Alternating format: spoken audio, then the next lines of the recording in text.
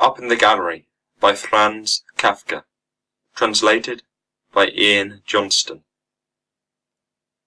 If some frail, tubercular lady circus rider were to be driven in circles around and around the arena for months and months without interruption, in front of a tireless public, on a swaying horse, by a merciless whip-wielding master of ceremonies, spinning on the horse, throwing kisses and swaying at the waist,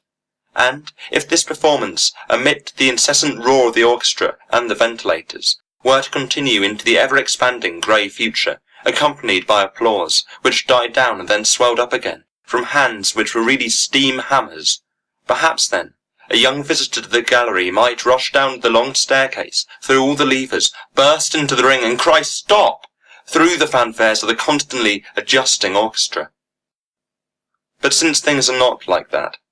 since a beautiful woman, in white and red, flies in through curtains which proud men in livery open in front of her, since the director, devotedly seeking her eyes, breathes in her direction, behaving like an animal, and, as a precaution, lifts her up on the dapple-grey horse, as if she were his granddaughter, the one he loved more than anything else, as she starts a dangerous journey, but he cannot decide to give the signal with his whip, and finally, controlling himself, gives it a crack, runs right beside the horse with his mouth open, follows the rider's leaps with his sharp gaze, hardly capable of comprehending her skill, tries to warn her by calling out in English, furiously castigating the grooms holding hoops, telling them to pay the most scrupulous attention, and begs the orchestra with upraised arms to be quiet before the great jump. Finally lifts the small woman down from the trembling horse, kisses her on both cheeks, considers no public tribute adequate, while she herself, leaning on him, high on the tips of her toes, with dust swirling around her,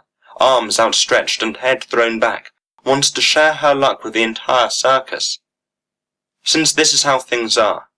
the visitor to the gallery puts his face on the railing, and, sinking into the final march as if into a difficult dream, weeps, without realizing it. The end of Up in the Gallery by Franz Kafka. Translated by Ian Johnston. Read